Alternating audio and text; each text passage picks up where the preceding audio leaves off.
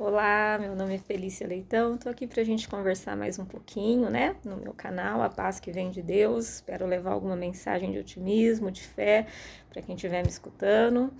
E hoje eu vou falar mais um pouquinho do rei Davi, mas antes de entrar na história do rei Davi, eu quero falar mais um pouquinho sobre a minha trajetória com a doença.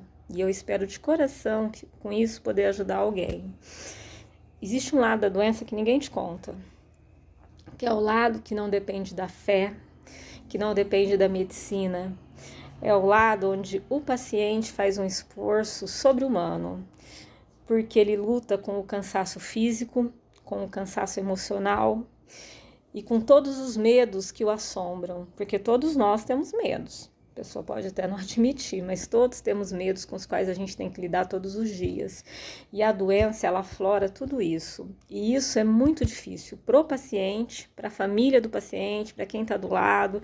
Então eu quero pedir duas coisas. Primeiro, para a família e para quem está do lado, cuidando de alguém que está passando por isso. Tenha paciência. Não é fácil. Você acorda com a morte todos os dias. Aí alguém pode falar, Feliz, você está exagerando. Não, não tô. Dá vontade de desistir. Hoje eu entendo quem desiste perfeitamente, principalmente quando o câncer reincide. Você está curado e o câncer volta. É fácil desistir. Não é que é fácil, que é a saída mais fácil, mas é fácil do cansaço emocional. Vocês até desculpa que eu acabei me emocionando, porque é um cansaço muito grande. Você fala, poxa, é difícil, né? Então, a pessoa, ela tem que ter, além da fé, ela tem que fazer um esforço sobre-humano, porque tem dias que é muito ruim, mas a gente não pode desistir. Então, para quem está cuidando do paciente, tenha paciência, tenha amor.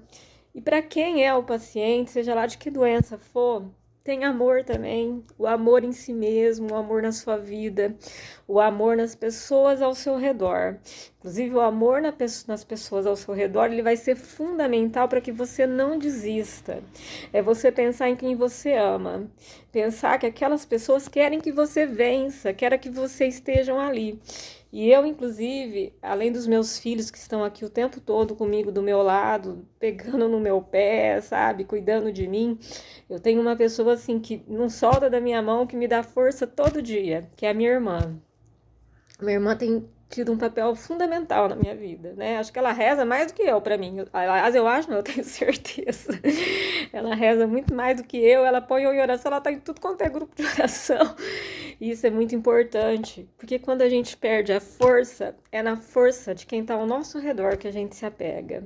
Então, tenha carinho, tenha zelo. Eu sei que é difícil, mas vai passar, vai. Não desanima, né? Às vezes demora meses, que nem meu tratamento estava previsto para terminar em dezembro, agora vai terminar em janeiro, mas ele vai acabar, ele vai passar, meus cabelinhos vai crescer, eu vou continuar linda, e assim vai, né? E nos dias que você não estiver bem, se você deita, vai dormir, descansa a mente, é o melhor que você faz por você mesmo, mas não desista. Tá? Agora a gente vai falar da Bíblia. Hoje eu quero falar da história de Davi no contexto entre ele e Batseba. Acho que eu falei errado, mas não tem problema. O que acontece? Davi cobiçou, se apaixonou por uma mulher que era casada. O contexto histórico dessa passagem, ela é muito forte. Por quê? A mulher, ela estava nua, né? Se banhando. Naquela época, no contexto daquela época, depois que terminava o período menstrual das mulheres, as mulheres elas tinham que fazer o ritual da purificação. E era esse ritual que ela estava fazendo, né? Era exatamente esse ritual. Ele viu ela do alto do seu castelo, né? Dizem que era do telhado do seu castelo, onde ele estava andando. Ele viu ela e ele a desejou, né? E perguntou quem era, e falaram, né? Que ela era a esposa de Urias. Urias era um dos seus guerreiros, né? Dos seus soldados, inclusive de linha de frente. E aí o que acontece? Ele mandou buscá-la. Não se sabe se ela veio porque quis, não se sabe se ele a pegou à força, né?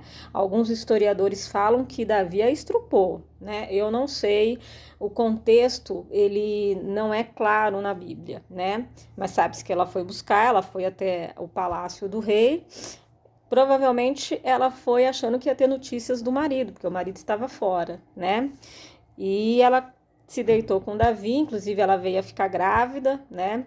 Existe um outro contexto depois disso, porque Davi mandou buscar Urias, né, do campo de batalha, para que Urias estivesse com sua mulher, porque ela mandou avisá-lo que ela estava grávida. Então, Urias tinha que estar com ela para que ele acreditasse que o filho era dele. Só que Urias, ele era muito fiel ao rei. Ele não quis ir para casa. Ele deixou a mulher de lado, inclusive dormiu nas escadarias do palácio. Então, é uma história muito complexa. Por fim, Davi, para consertar o seu erro, né? Ele manda então para que Urias seja o homem de frente, para que a morte dele fosse ocasionada. Ele morrendo, ele respeitou o período de luto, né? E aí ele assume e casa-se com ela. Naquela época já existia uma orientação de Moisés para que que o rei não tivesse muitas mulheres. Inclusive lá na frente a gente vai ver que Salomão, que é o filho de Davi, a decadência dele começou exatamente por causa disso. Ele teve mais de 300 mulheres e ele acabou cultuando outros deuses. Então, um reinado que começou lindamente acaba de forma desastrosa. Mas voltando ao contexto de Davi, Davi assume ela, né? Davi a toma como esposa, né? O filho nasce, essa criança morre depois de 7 dias, e aí depois ele vai ter mais 4 filhos com ela, né? E entre eles Salomão, que é também um grande rei da história, mas que tem um final muito conturbado. O que a gente aprende com essa história? Davi tinha tudo. Davi era um rei de uma sabedoria impressionante. Davi, ele era um homem de Deus, né?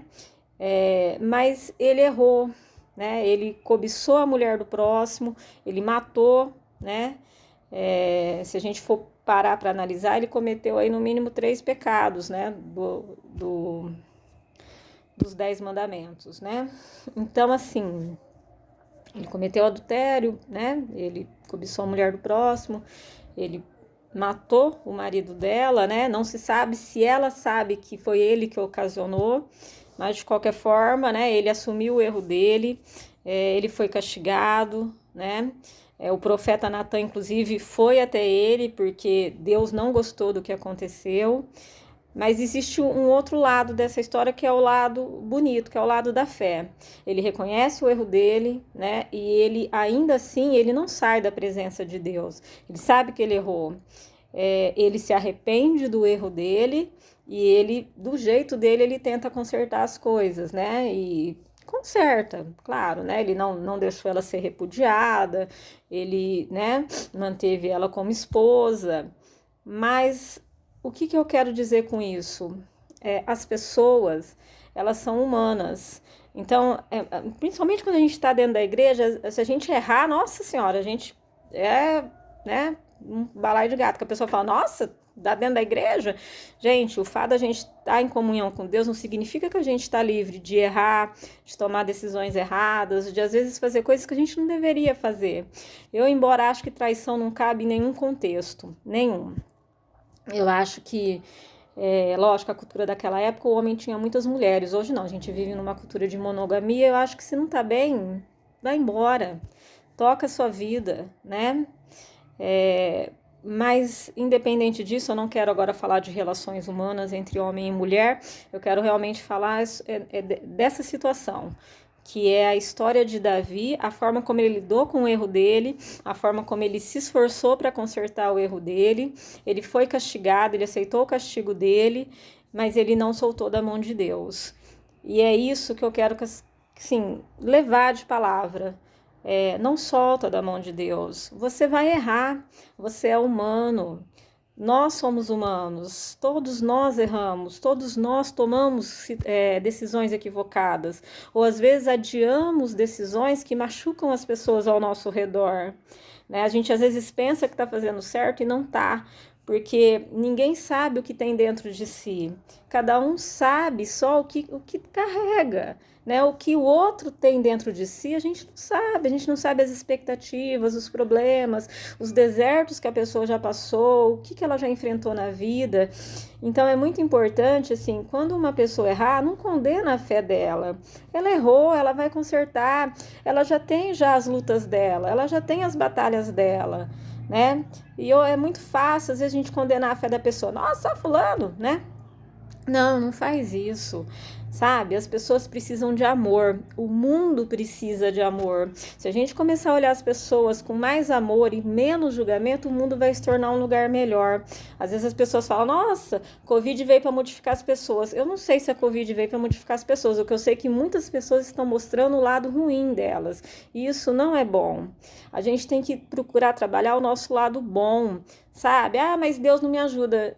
Gente, Deus deu o livre-arbítrio, sabe? O livre-arbítrio, em qualquer religião, a gente tem ciência disso. As escolhas são nossas e as consequências também. Só que se você tem fé, se você tem amor no seu coração, tudo fica mais fácil. Os dias ruins são superados com mais facilidade. Então é isso.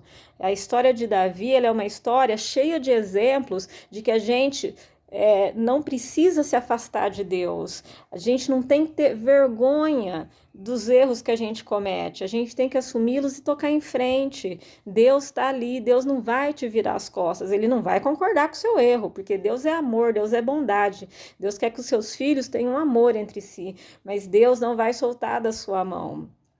Então, siga em frente, passe pelas suas batalhas e lembre-se que amanhã é outro dia. Por isso que entre um dia e outro existe uma noite que é para a gente repousar, descansar a mente e ter forças para o dia seguinte. E é isso. Vamos em frente, vamos segurar na mão de Deus, vamos ter fé e vamos olhar as pessoas com amor. Beijo no coração.